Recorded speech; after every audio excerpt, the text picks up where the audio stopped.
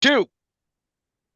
Welcome home. We are WNST, AM 1570, Towson, Baltimore. We are Baltimore positive. It's a big week around here. Ravens heading out to Minnesota. We have a new baseball manager that Luke and I are going to get to, and we heard from David Rubenstein on the Dace this week. We're also going to be hearing from our friends at the Maryland Lottery. I'm doing double duty this week on the Crab Cake Tour. Going to be at Coco's on Wednesday. Got some great guests. On Friday, we make our way back to Essex and Pizza John's, where they do have a crab cake, by the way. It's pretty good. But I'll be getting the crinkle cut fries and the gravy and a double provolone cheesesteak and probably a pizza to go because I haven't had a pizza in a long time.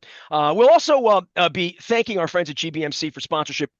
And later in the month, I have this special medical procedure that I was shamed by a bunch of Italian men at Pappas the other night because they've all said, I had my colonoscopy. You got to get yours. So I am in line as a 50 or something, and people are mad at me because I waited too long. So I just want to say, if you've waited too long, go. Call GBMC, call your doctor, take good care of yourself. It is the season for me to be healthy so I can drink more eggnog, eat more Christmas cookies, and hopefully get this football team back into a position where a six loss would be just as devastating this week, Luke, as it was last week. And as we sit here and talk about this Minnesota team, this feels like a more difficult game than the next couple of games. I don't know one from the other. But I do know I spent a little time out in Minnesota this week talking to some folks, Kevin Seifert on the show, and my dude Paul Allen, just talking about this Vikings team and missing the quarterback, needing the quarterback, and what this is going to be. And the Ravens went out and at least got one member that might chase the quarterback around here by Sunday.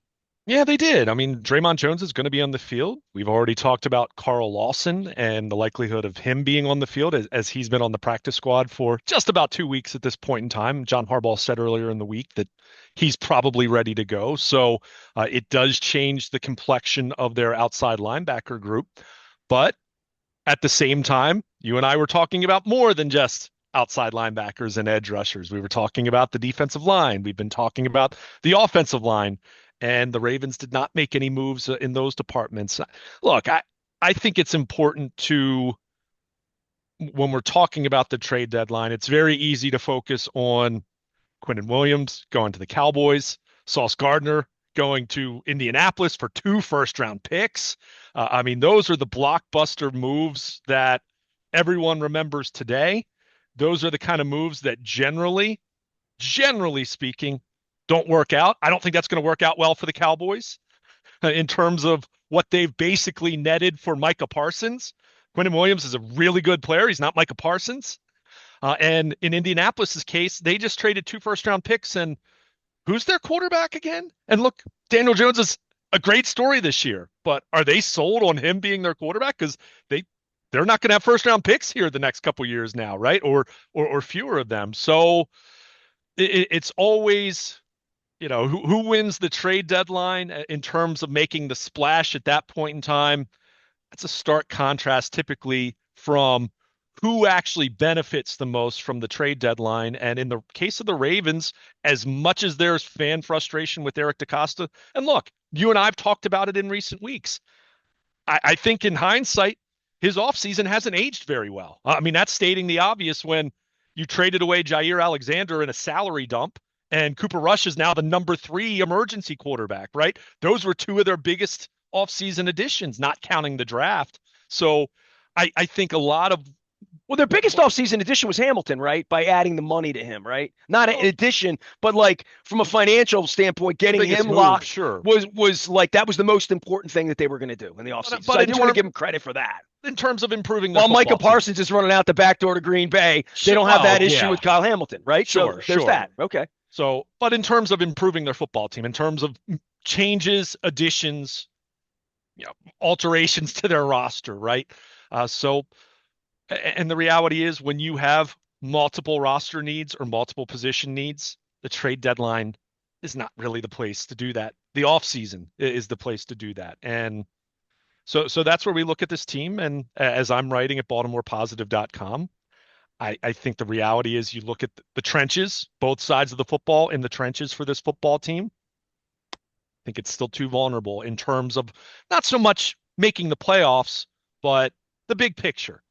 Making a run in January, making a deep run, getting to a Super Bowl, right? Which those goals shouldn't change. Like we don't lower the bar just because they start 1-5. We're realistic about what 1-5 means and what that means for you the rest of the way. But I think acknowledging all of that, Dre'Mont Jones, and let's not forget about Alohi Gilman. Better late than never. I would have liked Alohi Gilman to be acquired or someone like him long before they were 1-4, but they did relatively well for themselves given those two additions. It's not fixing everything that plagues their roster, but they were able to make a couple moves. And I'll point out, look at some of the teams that didn't make moves. I mean, Kansas City, there was so much chatter about the Chiefs adding a running back. They didn't do that. Buffalo, there's been plenty of chatter about what they would do at the trade deadline. They didn't make any moves. Now, it is interesting that there's an expectation for a team to do something. Like if sure. you and I were sitting here today and the Ravens did nothing, I don't, there'd be a point to say, well, they are 3-5. How deep do they want to go in? Well, and in draft picks, right? Yeah, and I think that's an interesting point. And I think one reason there was some expectation created here, and I'm not saying this to blame fans by any means, because the Ravens did make some moves here to create some cap space. I mean, when they come out of the trade deadline and they have roughly $14 million in cap space, you kind of say, well, you could have made a move or two. And I think that right there was a tell that Eric DeCosta wanted to be in position to make a bigger move, but sometimes it doesn't come together. Now, if fans want to sit here and maybe Quinnen Williams was something that maybe you're right. I mean, like that's the kind of money it would take to bring someone like that on without crushing yourself on the cap. You want to be able to acquire a quality player, and then you find out what the price is, and you're like, nah. Right. And that's what we're talking about here. I mean, you wanted to be in position and they put themselves in position to make a move like that, but it didn't come to fruition. Now, I mean, you look at what the Cowboys gave up. Did you want the Ravens to give up more than that? Because I'm guessing crazy old Jerry Jones probably would have ponied up and increased his offer if anyone else was offering something comparable to that. So that's where you look at this thing and you remember they have a high price quarterback. To your point, they just made Kyle Hamilton the highest paid safety in the league. We have a high price quarterback. It's going to be a higher price quarterback at the end of this year, right? The cap number in the offseason, it becomes priority one, right? Literally. And that's what they need to address, right? So you look at all of this, and that cap space that's left over will help, right? Am I correct in saying that? Oh, they need not this year, next year. They need to well, yes, they can roll it over, but they need to redo Lamar's deal. I mean, they need to extend him. I mean, he can't have a $70+ million cap number. If they can't work that out by the start of free agency, then yeah, you are going to be. Well, the history is he's been wonderful to negotiate with. Well, yeah, but again, I understand fans being underwhelmed. I understand fans wanting them to do more. As I said, I don't think Eric DeCosta had a very good offseason. When you chalk everything up and see how everything is played out, certainly you can't account for losing Nnamdi Madubuike. But at the same time, you and I talked about them needing more depth with their defensive line. This past draft was considered deep in defensive linemen. They waited till the 6th round to draft Aeneas Beebles. I mean, that blew up in their face. So certainly not a perfect offseason, but at the same time, this is an organization, and I don't need to tell you this, you know this better than I do, having covered the team longer than me. They're going to remain methodical before they turn maniacal when it comes to the trade deadline or whatever they're trying to do. Now, I'll hear saying, hey, well, Philadelphia got Jalen Phillips. They got Jalen Phillips from Miami for a 3rd-round pick. The Ravens could have done that. And sure, they could have. Or perhaps they looked at Dre'Mont Jones and thought that was a better value for a 5th-round pick, potentially, becoming a 4th-round pick in a conditional trade that they made. So I think Dre'Mont Jones is a good player. I think he's going to help. He gives them a little more of a physical presence at the edge rusher position. Probably, might be their best run stopper out of that group, especially with Tavius Robinson on IR at the moment. He's someone that has actually played some 3 technique and defensive line early in his career that maybe they kick him inside in some obvious passing situations and you can run some stunts and things of that nature. And I think there's also a school of thought of adding Dre'Mont Jones.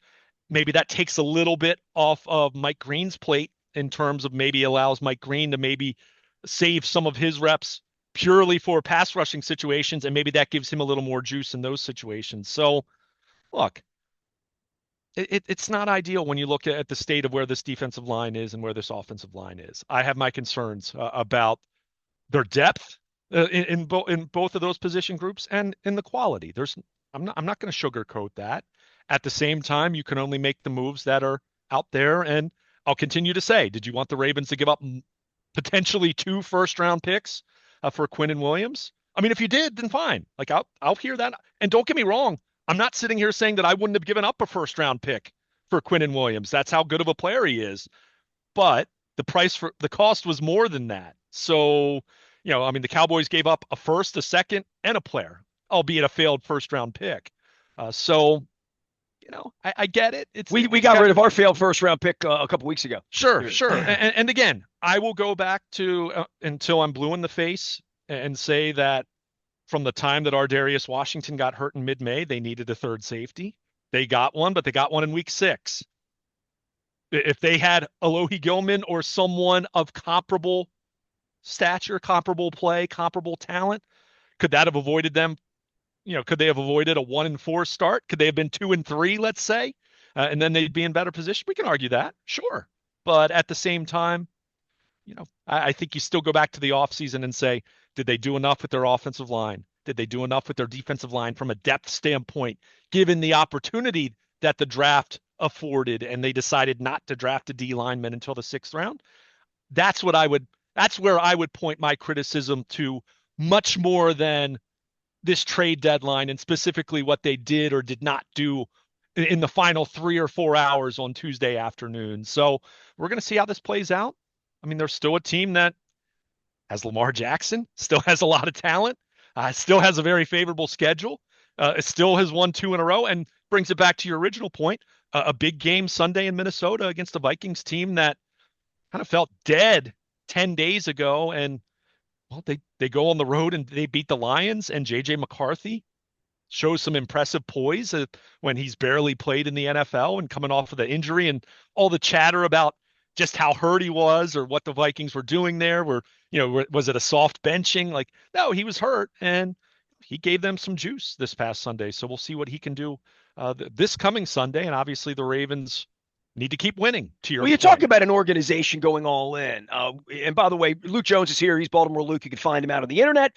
My man Kevin Seifert from ESPN in Minnesota, who I've known 30 years, and we covered baseball together here in the 90s. And he covers the Vikings up close and has for 30 years. The notion that McCarthy is the chosen one of O'Connell is very sort of indicative of where that franchise is going, is to say they had other opportunities to bring in other quarterbacks. They could have kept Sam Darnold around and picked him and paid him, that this was hand chosen. And if O'Connell's going to keep his job and going to be the Vikings coach 5 years from now, this is going to have to work out. And, Billick always talked about being tied to the quarterback and all of that he's tethered to this guy and getting him back out on the field. I'm concerned about this game just being a road game against a team that's emerging a little bit. And I'm also just concerned in general that I don't think the Ravens are very good. Like, I haven't seen that they're very good, you mentioned soft schedule or advantageous. Yep. That kind of ends in a couple of weeks. The soft part of the schedule will go away once December starts, and we're already into November. So they only have a couple of weeks here. And this soft part is where they got to get their season back. And I thought Minnesota was softer 2 weeks ago than it feels to me. They're favored. That's cool. I mean, they have a lot of talent. To your point, they can boat race these NFC teams from time to time. But no pass rush on the quarterback, the inability to really run the ball the way that they wanted to run the ball. Just a lot of sloppiness that led to 3-5 that brings them here, that I look at it and say, I don't know how they're favored on the road. I mean, I look at it and say, where are the lights for this? We're halfway through the season. You saw them look kind of good in the first half against Buffalo in the first game. And since then, they have not looked at all like the boat racing team that used to go into these NFC places and blow teams out and warranted being favored on the road. Yeah, I mean, I would say that third quarter in Miami, they came alive there. I mean, they scored touchdowns on the first 2 drives of the second half. They got a 3 and out in between those. Lamar had the big scramble. And I'm not disputing that, but Miami's probably a 3-14. Oh, you know what I mean? Like, I got you. Well, I mean, and some of that is you can only you're only playing the team that's on Yeah, your schedule. there's nothing they're going to do that's going to be all that impressive the next 3 weeks. But winning in Minnesota is impressive to me I no was matter just what going they to do. say, if you are talking in those terms, if you are thinking in terms of an eyeball test, I mean, you have a Vikings team that's coming off of a big win, a team that was teetering in terms of what you thought they were going to be. Not that they're all fixed, but they're feeling way better about themselves and they're coming home. Well, nobody knows And what to believe in their quarterback or not, that's right? and To your that's the thing. point, right? And that right there is why the Ravens are favored. I mean, to break it down very simplistically, I mean, it's not the only reason, but the Ravens have Lamar Jackson and the Vikings have JJ Yeah, McCarthy, the right? I betters are mean, daring J.J. McCarthy to go beat Lamar yeah, Jackson on Sunday, right? exactly. Yeah. And obviously they're not facing off one-on-one, but JJ McCarthy against the Ravens defense that has played better the last few weeks. I fully acknowledge that. And Alohi Gilman is a big part of that. And they're hoping that Dre'Mont Jones can help make it a little bit better, in terms of their pass rush and everything. But yeah, I think this is an opportunity for the Ravens to not just get another win, which they obviously need, but of the next few weeks anyway, because you talk about after that, you go to Cleveland. Cleveland has sold off some more parts. That's still a bad football team, albeit an AFC North opponent that you shouldn't take for granted ever, because the Ravens have learned their lesson. You hope the last few years with still having lost a couple games against Cleveland, and then the Jets, who were already horrendous, and then just traded two of their best players on Tuesday. So, but of that stretch, yeah, this Minnesota game is a bigger test. I wouldn't say it worries me in the sense that, oh my gosh, like the mighty Vikings, but in the sense that, yeah, you need to go on the road and play well. Like you're playing a team that was a playoff team a year ago.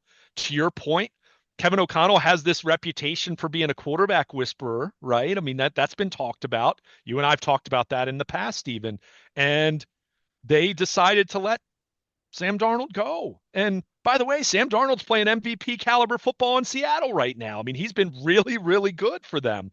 So the spotlight and Kevin O'Connell, he's under the microscope that this JJ McCarthy thing needs to work, right? I mean, and granted, they drafted McCarthy before Darnold had the season he had last year, right? I mean, they drafted him and then he got hurt as a rookie. But they're under their microscope for that. There's no question. So they have plenty of skin in the game to make sure that JJ McCarthy is everything that they hope he can be. Certainly, he has an impressive pedigree from college and what he did at Michigan, but he's got what, just a couple career starts under his belt. So it is going to be interesting to see how he plays after not a spectacular performance, but I would say a poised performance he had against the Lions this past Sunday. So what does that look like? And what can Zach Orr and this defense cook up against him, right? I mean, when you're talking about sim pressure or simulated pressures and pre-snap deception and disguising your coverage and things of that nature, you'd like to think that you can do a better job confusing him than Josh Allen or Patrick Mahomes or some of these established Aaron Rodgers guys in 2 weeks, right. 3 weeks. Yeah, right? sure, exactly. So yeah, this is a huge game. I mean, there's no doubt about it. I mean, if that's why I've said to you, you've talked a lot about the Ravens come December, they're 7-7, whatever and I've said to you, they need to be better than 7-7 because that final month is much more challenging on paper. Well, they better right? be 4-5 on Sunday because that's all they can be, right? Right, exactly. And that's really how you have to view it. I mean, as much as it's coach speak and cliche, right? You do have to compartmentalize. You can't fix 1-5 with no matter how great the performance is, right? You can't, to your point, you can't turn 3-5 into 7-5, no matter how many points you potentially could win by on Sunday. No, just win, right? I might pick against them just to dare them to win. At this point, this would be the impressive part where I believe that they can play in January again. I'll believe that when they can win 3 in a row on the road. Which, even against bad teams or whatever, I don't think Minnesota's a bad team at all, which is why this week trips me up and scares me more than any of them do, this month for sure. I'll buy that they'll win the rest of the month. I don't think they're going to stumble against the Jets or the Browns, and I think that they should be able to handle their own against the Cincinnati team with no defense. They should at least be able to run the ball enough to keep it out of Flacco's hands. So I feel like the rest of the month, I'm a big believer that there are 3 wins left in this calendar month. They just need to make sure it's 4 because 3 wouldn't be good enough.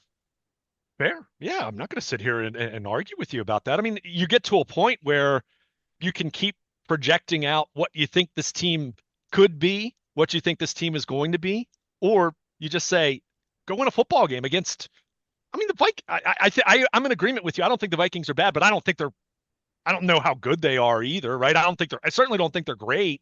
So yeah, if I you think are a it's hell on playoff, their offense to go up there and play. And I think sure.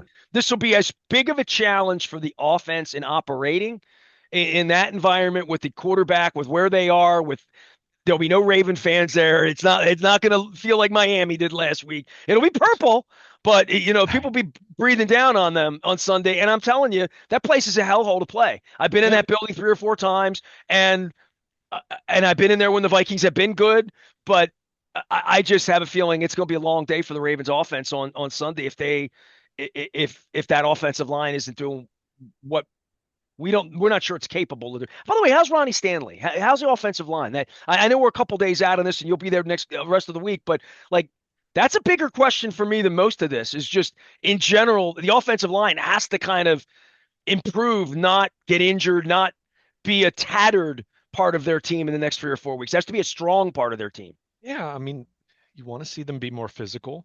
I mean, we talked about it in the aftermath of the Miami game. Look, you can go, someone who didn't watch the game, you can look at the final numbers and say, hey, Derrick Henry had a big night. Hey, they ran the ball. They averaged whatever yards per carry it was. It looked really, really good from a box score standpoint. But we all know they didn't run the ball worth jack for 2.5 quarters, right? It wasn't until they had already grown a two-score lead in the third quarter and it kind of felt like Miami had given up at that point. They didn't start popping runs until then. I mean, Derrick Henry, I think, was 11 carries for 34 yards, his first 11 carries of the ball game. So they've got to be better. They've got to be better on first down. They've got to be better running the ball in the first half when it's a game neutral situation.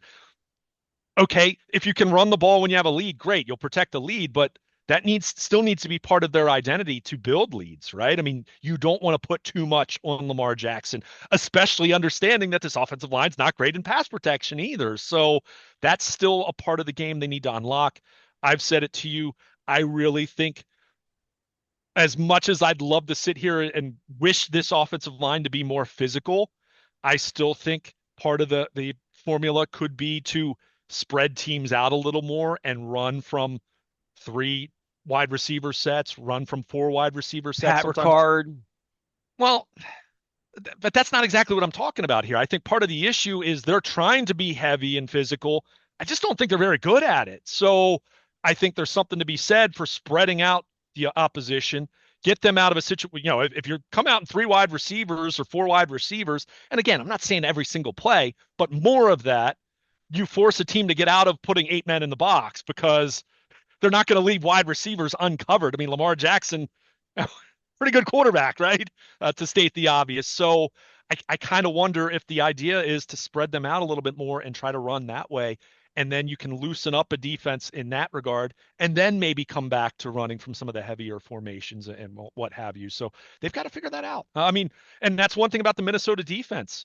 They shut down an excellent running game. I mean, Detroit with Gibbs and Montgomery. I mean, that's the best running back duo in the NFL. And go look at their numbers. They did next to nothing, and they're playing at home. So it's going to be a challenge. And I think what's going to be key for this Ravens offense, they have to be good on first down. You have to get yourselves in second and short, third and short, right? If you're in third and long playing in that building with that crowd noise With and that offensive line trying to pass protect. and Brian Flores and that defense, the way they want to get after you and blitz and do different things in that regard, that's where there aren't many situations where I don't love my chances with Lamar Jackson, but that set of variables, I don't love that. Not that Lamar can't make plays and still do amazing things, but you don't want to make things too difficult for him. So that's where that's going to be a challenge. And I still think they're being able to run the ball is going to be critical for them. And Minnesota, I will say this. I mean, prior to this past Sunday, they'd had their issues stopping the run. So you don't want to make too much of one game in the same way that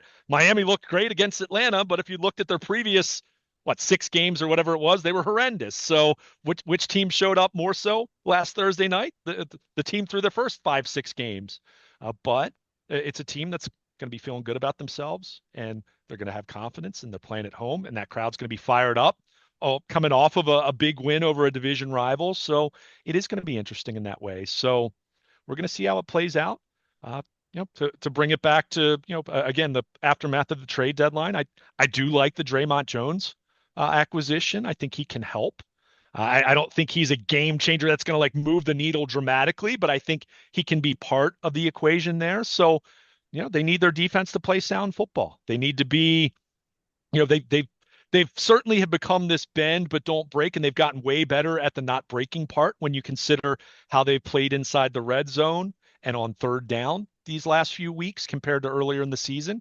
But they're still a team that still has its flaws on defense, and that begins with not being able to get after the quarterback. So in the case of McCarthy, you'd like to pressure him, but I would also say he can move too. He can run. He's not Lamar, obviously, but he can get out of the pocket and he can extend plays and he can take off on you. And that's the kind of quarterback that has given the Ravens some problems this year. So, we're going to see how that plays out. It's a really interesting matchup in that way. I mean, I expect the Ravens to win. I'm not going to, but I'm not going to sit here and say that I'm picking the Vikings, but at the same time, I'm not sitting here expecting that it's going to be this easy game that they're going to win by 3 touchdowns or anything like that. I mean, the Vikings, they've got some juice and they still have a lot of talent. The quarterback's the big question mark for them, obviously, but their defense has gotten a little bit healthier, and you saw what their defense can do to a really good offense this past week playing on the road. So you can only imagine what it could look like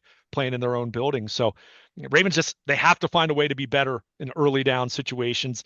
If they repeat their first half performance that they had against Miami, they'll be in trouble. There's no doubt about that. They'll be losing. They've got to come out of the gate much better offensively. And again, that starts with an offensive line that I don't have a great degree of confidence in beyond Tyler Linderbaum. And if Ronnie Stanley's healthy, which I think he is, he got through this past game, and that was the first time he'd done that in a month. So that was good to see. But is that going to continue?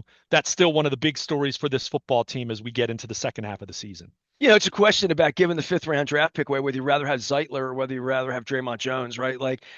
From Tennessee specifically, and to say why they didn't try to upgrade the offensive line, I don't know. But I mean, the defense was certainly much more in need, especially after Oweh went out, right?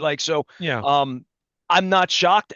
I thought they'd make more moves, though. I did. I mean, they've added 2 defensive players, but also eliminated Odafe Oweh in that addition part of the last month when they made the deal. I'm not underwhelmed by the trade deadline part of it, and I'm also cognizant that they're 3-5. Yeah. That they are going to play with what they got at this point, right? I mean, that's really the truth, right? And again, as I said, I think you saw the moves that they made to clear some cap space. I think they had themselves in position to make a bigger move, but you make the move that you feel, one, is available to you, and 2, you feel is going to be a net positive for you, not just for the rest of the season, but moving forward.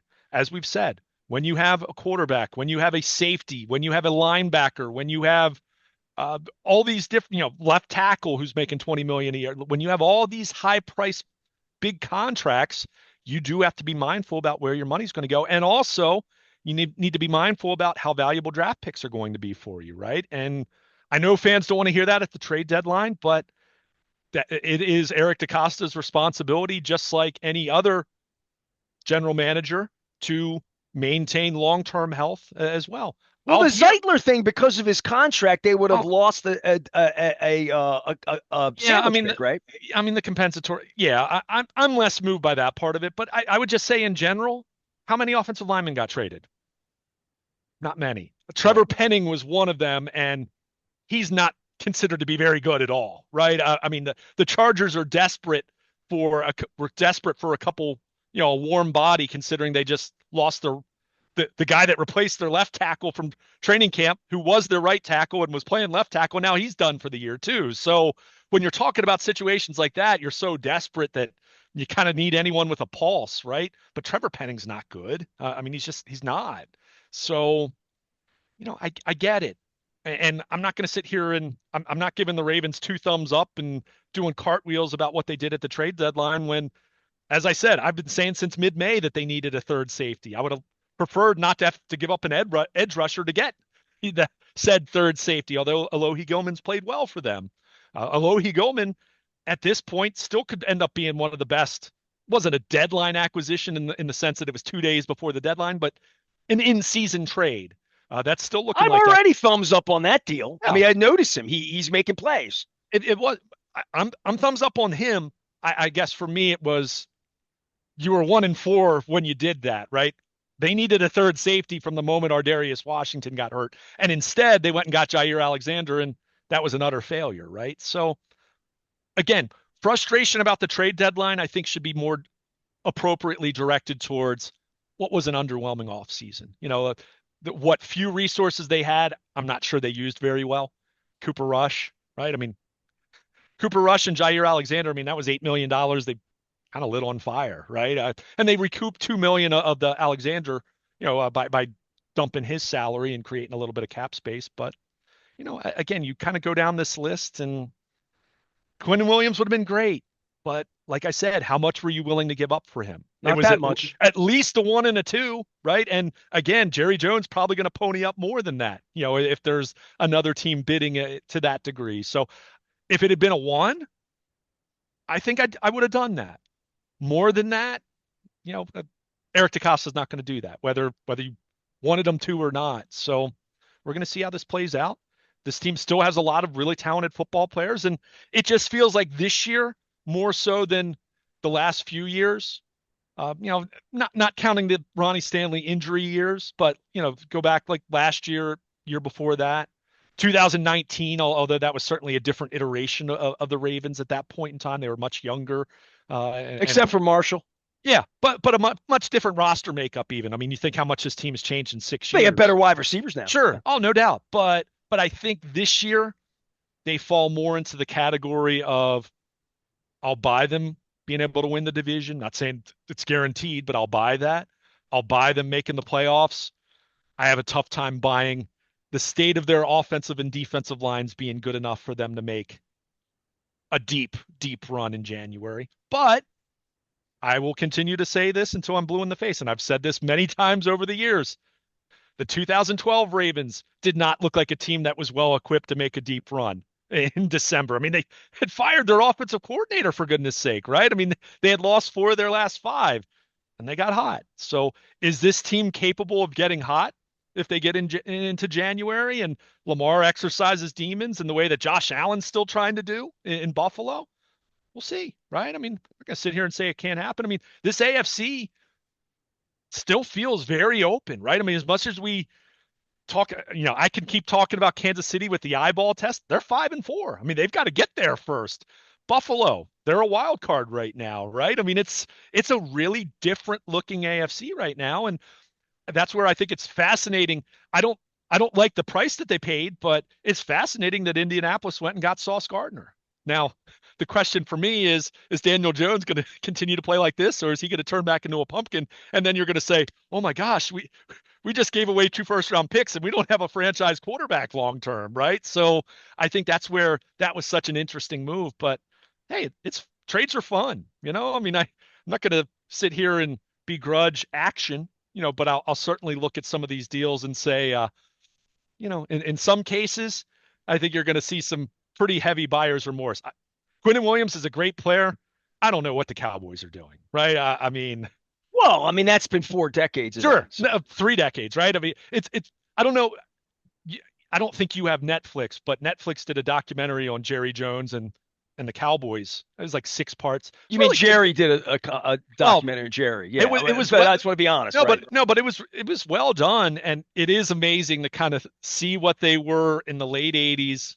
Through the mid 90s and just how bad it's been ever since. I mean, you have this dynasty and Luke, let me ask you a question. Who's making more money than me? Who's making more money? Who knows how to make money? Yeah. Oh, well, I mean, well, that's it. Joke's on the rest of us, right? That is the but no, so, I mean, that was a huge trade. I mean, that was the guy that a lot of Ravens fans had talked about. But like I said, a first-round pick, sure. Like I said, Quentin Williams is a great player. You weren't going to get him for a 3rd-round pick. So I would have been willing to do that, but you look at the price that Dallas paid, 1st, the 2nd, and Mozzie Smith, a former former first round pick, albeit not a good one. I mean, a guy that's kind of, I think he's even been a healthy scratch for them here in recent weeks. But were you going to give up more than that to land No. Quinnen Williams? I Well, think that's why it's tough. it's very obvious why Quentin Williams isn't here. And if I knew DeCosta anymore, we were the friends that we used to be, I would just text him and say where you went on him. He'd say, "Yeah, I want it." That's why we had the cap space. Yeah. We had a shot. And it's like you think you got a shot to draft somebody, and the team in Yeah. front of you picks them. That's it. I think for me, the only move that was made that felt like, okay, the Ravens could have done that. I mean, they could have sent Miami a third round pick for Jalen Phillips, like Philadelphia did. Is Jalen Phillips better than Dre'Mont Jones? I mean, yeah, I mean, he's more of a household name. That said, I think Dre'Mont Jones could be a nice, sneaky, versatile piece for them. It's not going to turn their pass rush into this great pass rush. Let's be clear. I think you have to understand what he is. He's a good complementary kind of player. He's not Terrell Suggs, right? But I think he was a nice player. And I hope he's Jarrett Johnson. And I would also say like Jalen Phillips. I mean, Jalen Phillips isn't Lawrence Taylor, right? I mean, we're not talking. He's not Micah Parsons. So we're gonna see how this plays out. Again, I get it. I'm not wasn't overwhelmed by what happened, and certainly would have liked to have seen a defensive tackle. I think for me that was probably my biggest wish because they're so thin on the D line. They have one more injury there, then I think that group could be kind of ugly, down the stretch if they have to stay healthy there at this point. I mean, you cannot afford to absorb another injury there. I mean, with already losing Matabike and Broderick Washington's gone long term, probably out for the year. So it's tough. But again, trade deadline is not the time that's going to cure all of your roster Well, woes, when you're right? 3-5, especially when you're 6-2, you pick up a piece, right? Well, Literally. but usually when you're 6-2, you're not going to have multiple issues with your roster, right? You might have one, right? And look, the Ravens, they added a safety, they added an edge guy. Again, I would have loved a defensive tackle in a perfect world. I would have loved to bring back Kevin Zeitler, but again, offensive line, I've said it. And another part of this, look how many teams truly ended up being sellers. Not that many. I've said it. You look at the state of the AFC and the NFC. I mean, the Ravens, they're in 10th place in the AFC. And we're talking about them in terms of like, not that it's a foregone conclusion that they'll be in the playoffs, but that they have a great chance. We call them a contender. Yeah. So, but you look at all these other teams, especially teams that aren't very smart, they'll talk themselves into anything in terms of like an optimistic outlook. That's why this is damning them with praise. Let's be clear. I actually commend the Jets for just saying we're losing games with Sauce Gardner and Quinnen Williams as it is, and they're expensive, and we can get some assets, and maybe it'll be different this time, but we're clearly going nowhere right now. So what's the point of keeping these guys around? So they were smarter in that way. In contrast to the Cowboys, who are out of it and they stink, and then they just gave up assets for Quinnen Williams, and it's like, I don't know how this is really going to help you that much here over the next year or two, but well, hey, you got Quinnen Williams, you got a really good defensive tackle, so good for you. Luke Jones is here. We got a really good Oriole and Ravens insider. He was doing Orioles things at the warehouse on Tuesday. We will talk Oriole baseball and Craig Albernaz, and David Rubenstein appeared in front of the media, not me, but the media at the warehouse. So we'll have some baseball stuff here. We will not be talking a lot of baseball here in the coming weeks and months. There'll be a lot of football around here. My friends at Curio Wellness have sponsored our 27th anniversary and my tastiness treats. I should extend it to a holiday version to go to all the holiday eggnogs that I'll be going through here the next couple of weeks. But big appreciation to our friends at Curio Wellness. I'll get Wendy back on the show as well. I'm wearing my Curio gear here as I get my purple out. Also, speaking of purple, these Ravens scratch-offs in the Maryland Lottery are purple. I'll be giving these away on Wednesday at Coco's. On Friday, we'll be back at Pizza John's in Essex. We're also putting the Maryland Crab Cake Tour back out on the road through the holidays. And we've been doing a lot of stuff in December. I have the month kind of free and open. We're going to go to some new places we haven't been, go back to some old places we've only been once or twice, and pick up the conversation as we move toward the holidays. And hopefully there is a football season that continues after Sunday in Minnesota. He is Luke. I am Nestor. We are WNST, AM 1570, Towson, Baltimore. We never stop talking. Baltimore positive.